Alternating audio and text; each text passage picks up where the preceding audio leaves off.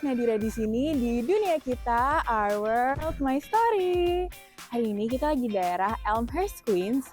Ini hari Minggu, masih pagi. Cuman ini masih awet ya guys, snow-nya masih dingin banget juga. -5 lagi cuacanya. Cuman hari ini agendanya seru banget karena kita bakalan ke Vihara Indonesia di Queens. Kan kemarin di sini udah ada masjid, terus ada gereja juga. Sekarang waktunya kita ngeliat nih Vihara Indonesia di sini kayak gimana. Pas banget nih. Selamat pagi Mbak Nadira, apa kabar? Budaya ya Bang? Budaya. Budaya. Selamat pagi. Jadi Pak Sony ini adalah ketua Vihara Indonesia di sini. Bener. Namanya Vihara Parivara Dhamma Acala ya Acala, Pak? betul. Jadi ini udah lengkap banget nih Pak, ada bendera Indonesia, Iya. bendera Buddhisnya, Amerika. Iya. Ini udah berapa lama Pak Viharanya? Kita di sini sejak tahun 2014 Vihara ini, tapi organisasinya Indonesian Buddhist Family of New York atau Keluarga Buddhis Indonesia sudah ada sejak tahun 2004. 2004 Iya. berarti udah 20 tahun. Iya, Oh, benar. udah hampir seumur saya. Udah di sini. Terus ini acaranya gimana sih Pak biasanya hari ini? Biasanya kalau kita pagi begini jam 10.30, jam 10 kita datang untuk ke wihara karena ada seorang biku yang tinggal di sini. Kita membawa makanan untuk disembahkan, untuk didanakan kepada bikunya gitu. Itu ada nama ritualnya nggak sih Pak? Nama ritualnya ya biasanya kalau biku itu mereka ada namanya pindapata. Pindapata. Jadi kalau mereka datang, beliau biasanya pindapata itu datang ke rumah umat malahan. Jadi kita yang nyerahkan. Jalan-jalan sih biasanya. Tapi karena di sini dingin di New York, jadi umat yang datang gitu. Makanannya juga apa aja Pak? Makanannya banyak macam, makanan Indonesia, makanan Amerika, Chinese food atau gimana pun ya. Semua terserah yang umat yang mau bawa, mereka bisa bawa. Gitu. Dan mereka tuh katanya puasa juga ya? Iya, seorang biku itu biasanya cuma makan 1 kali satu hari. Jadi biasanya mereka makan mulai dari jam 6 pagi sampai jam 12 siang. Setelah jam 12 siang sudah nggak boleh makan. Ya, puasa jadi, ya jatuhnya? Puasa, jadi dari jam 12 siang sampai besok paginya lagi gitu.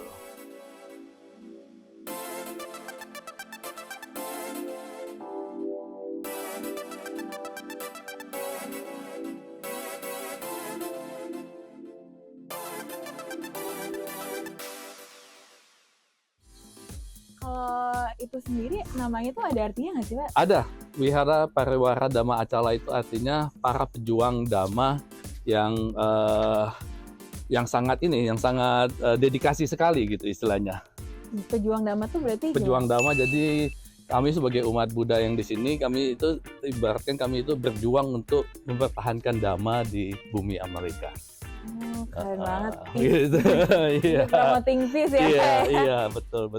Ini viharanya belakangnya juga ada lahannya luas juga Pak. Ini biasanya ada acara apa aja di sini? Ini biasanya kalau kita ada acara besar seperti Katina atau Waisak atau Asada, kita bakal buka tenda di sini. Nanti banyak makanan atau ada kadang puja juga bisa kita adakan di luar sini kalau umatnya membludak gitu. Karena di dalam juga bisa paling masuk 30-40 orang. Tapi kalau yang datang bisa sampai 100, kita mau nggak mau buka tempat duduk di sini gitu. Ini ada ini juga. Iya. Ini kita kebetulan dikirimin dari Indonesia. Ini kita kerjasama dengan beberapa wihara di Amerika sini, wihara Thai dan juga ada wihara Amerika yang namanya Empty Cloud Monastery di New Jersey atau wihara Thai yang ada di Amherst. Jadi kita bawa beberapa Buddha Rupang dan stupa dan juga Siripada gitu ya? Dari Candi Borobudur. Jadi dari Jawa Tengah. Mininya gitu ya? Mininya. Biar tetap ada lah ya guys di sini Candi Borobudur. Betul. Itu. Kalau di sini sendiri umat Buddhanya ada berapa Pak? Yang orang kalau Indonesia? kita kumpul biasanya sekitar ada 100-an ya. Kalau acara besar gitu. Dan ini kan ada yang kecil. Iya. Kalau misalnya ini tuh yang besar bedanya apa? Biasanya yang utama ada di tengah ya. Kalau di Borobudur yang gede itu kan di tengah itu. Terus yang kecil-kecil melingkarin gitu. Jadi kita ini masih dalam proses karena kita baru dapat kiriman akhir tahun kemarin. Jadi masih belum disusun secara secara rapi gitu. Dan kalau misalnya saya kurang tahu ya pas soal agama Buddha, cuman itu tuh biasanya sembayangnya atau beribadahnya itu tiap minggu juga atau Betul, ada tiap hari? Soalnya kan katanya bikunya puasanya ini ya. setiap hari. Puasanya setiap Semestinya kebaktian atau puja bakti itu yang kita lakukan di sini seminggu sekali. Karena karena kondisi tempat dan kondisi juga masyarakatnya. Maksudnya kami juga tidak begitu banyak muatnya, jadi kita mengadakannya kumpulnya seminggu sekali setiap hari Minggu jam. Tapi kalau misalnya jam seginian ya? Jam seginian, betul. Tapi kalau di Indonesia tuh Kalau di setiap Indonesia hari? setiap malam biasanya ada kebaktian, ada puja bakti, ada pembacaan parita, pembacaan suta, mendengarkan dhamma gitu, atau diskusi dhamma gitu. Kalau di sini kan mungkin kita karena di New York orang semua pada kerja gitu ya, jadi ada agak sulit. kesibukan masing-masing ya. Jadi Betul. jam yang pas semua bisa tuh Betul, hari Minggu. hari Minggu. heeh. I Ya. see. Jadi masuk kali ya Pak ya? Ya, silakan. Udah ayo. jam segini. Silakan. Namo Buddhaya. Budaya.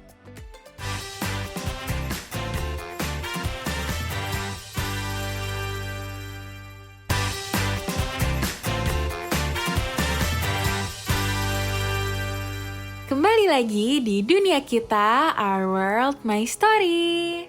Ini kalau masuk kita bilangnya nama budaya. Iya, boleh. Namo Buddhaya. Kalau nama budaya sendiri itu artinya apa Pak? Nama budaya istilahnya kita menghormat Sang Buddha, istilahnya begitu, sebagai salam Buddhis ya. Terus kalau apa? Ngebalesnya berarti nama budaya. Nama juga? budaya juga. Nama budaya. Nama budaya. Nama budaya. Budaya.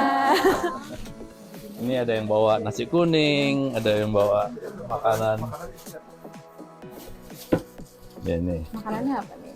Kopi. Nih. Ada yang disiapkan di sini. Ada roti juga.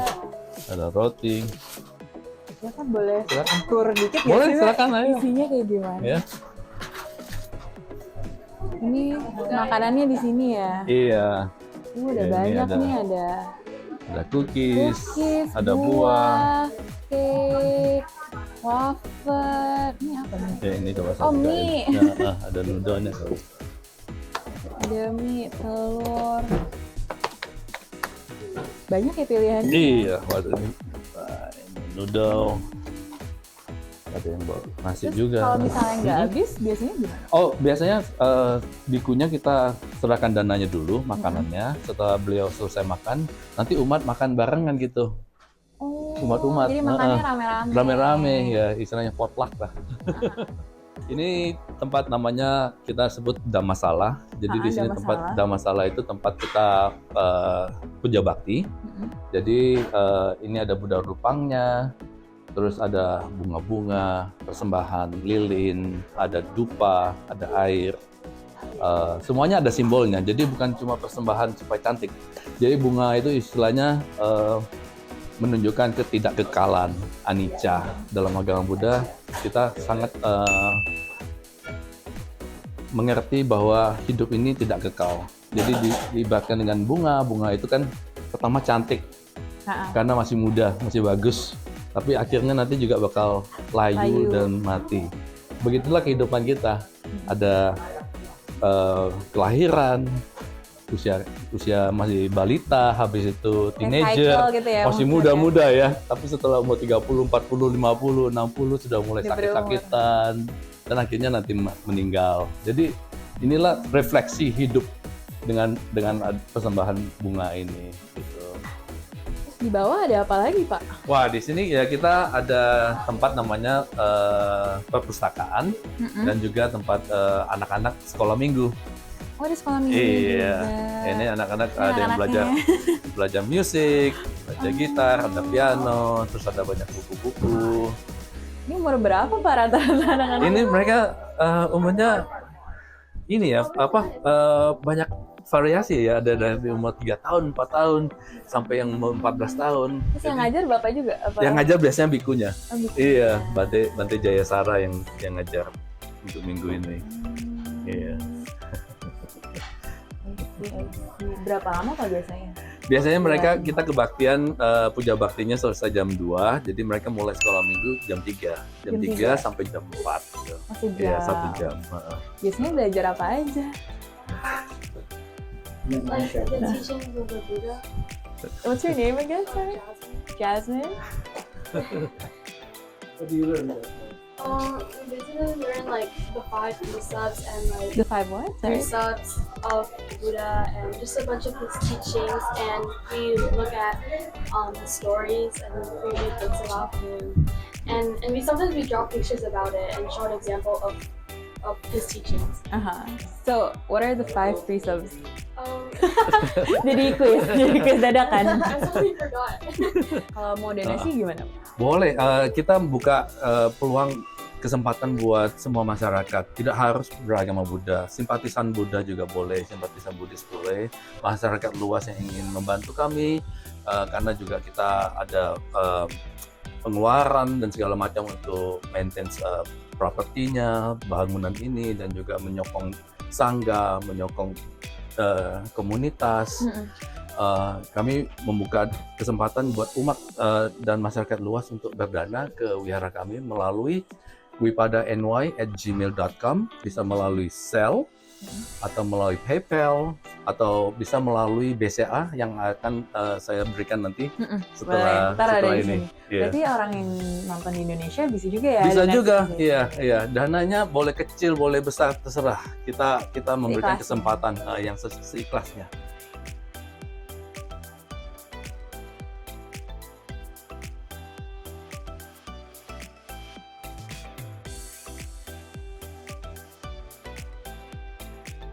Oke guys, sekarang udah mau mulai dan ini bikunya atau biasanya dipanggilnya katanya Bante ya. Bantenya baru turun.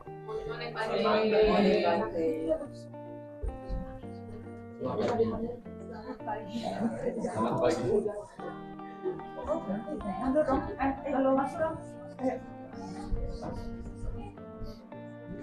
Yuk mulai ya di sini.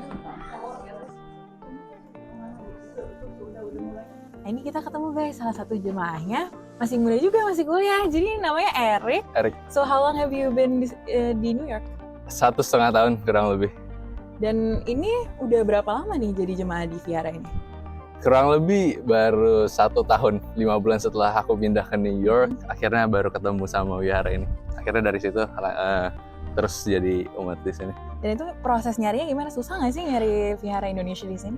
Jujur aku kira nggak ada wihara Indo di sini. Jadi awal tuh aku carinya justru wihara in general. Aku sempat ke beberapa wihara lain di sini.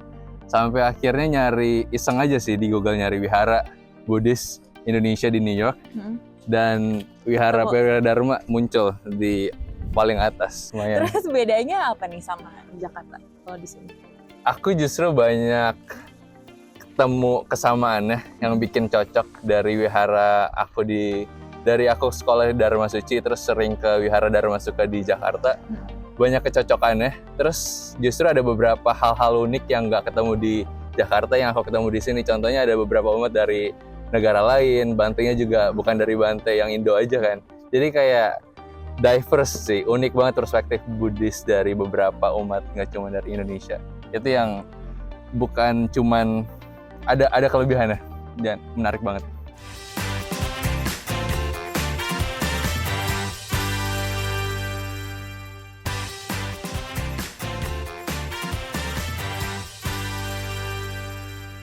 Suki Dika Yuko Baba Abhivadana Silis Nityam Buddha Prachayano Chattaro Dhamma Vadanti Ayuvanno Sukham Balang.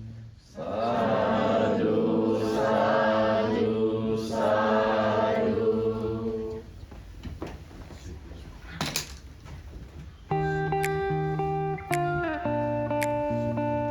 Selamat makan.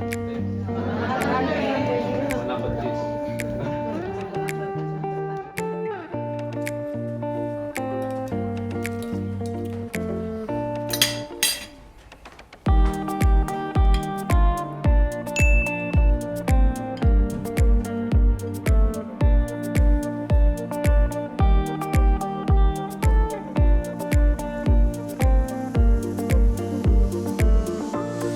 Indonesian food is pretty good, even if it's pretty spicy. My stomach is okay. Well, one of the things that really connected with me the first thing was when I came up here and you see the sign, it says Indonesian Buddhist Family of New York. And you know, I come from a family of Italian immigrants. My mom was born in Italy. And so I know a lot about family and big family. And so that was my first sign, like, oh, I might like this place. and then since then, when I came to stay, and that's what I've noticed, is this community is a very close familial community that supports each other, very jovial. I'm a kind of a jovial kind of a person, and I've met many different types of Buddhist people, and some are a bit more kind of serious and things like that.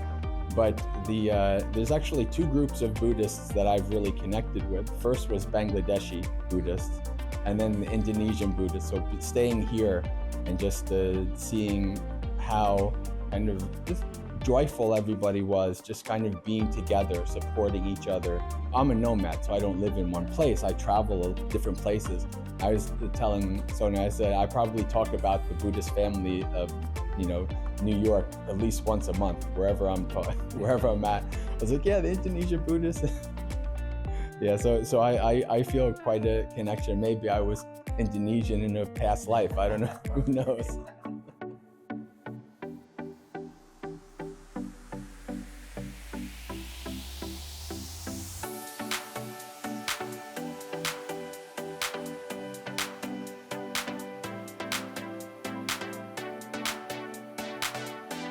Dan uniknya juga guys, serunya di sini tuh umatnya tuh nggak orang Indonesia juga. Nih sebelah saya ada namanya Sean.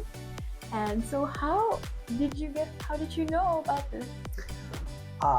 It was sort of a long road. I had heard years ago, maybe 8 years ago, I had heard about sort of mindfulness meditation in general, even in a secular sense. Like that's common and well known in America, I think.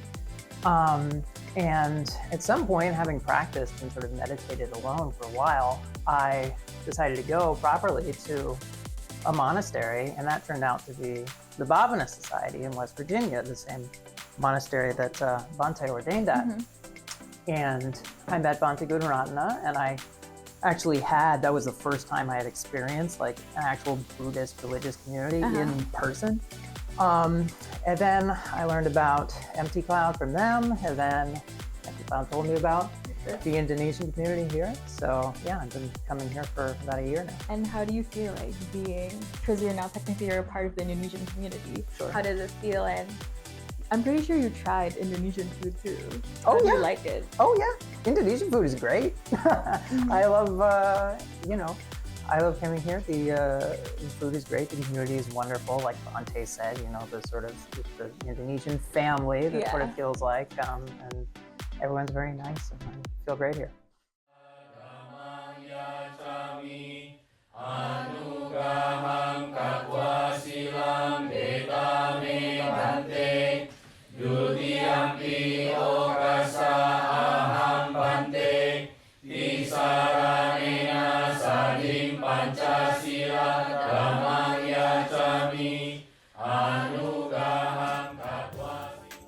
Yes, jadi kan tadi kita udah ngeliat ya Bantenya makan, terus tadi kita udah sempat ikutan makan juga, terus langsung nih ibadahnya. Jadi pertama mereka tuh baca parita dulu, rame-rame, terus habis itu mereka meditasi sekitar 10 menitan ya, di lead-nya dari Bantenya. Terus sekarang nih lagi ceramahnya namanya Dhamma. My mom died. It's okay. Right? But no, but when we have these experiences. Oke guys, jadi ibadahnya udah selesai dan sekarang saya sama Bantenya sendiri. How do you feel after being interviewed and like shot, everything? Oh, very good. Do you have anything Okay. to say to the Indonesian audience? Oh, it's wonderful to be around Indonesian people. I'm happy to have this interview, and all of you, sampai jumpa. Sampai jumpa. You know Indonesian too? A little bit. I learned a lot too earlier about letting go. It was really great. Oke guys, itu dia episode kita hari ini. Jangan lupa nonton Dunia Kita, Our World, My story. Kami dari keluarga Buddhis Indonesia New York mengucapkan Sampai Sata Bawantu Sukhi Kata.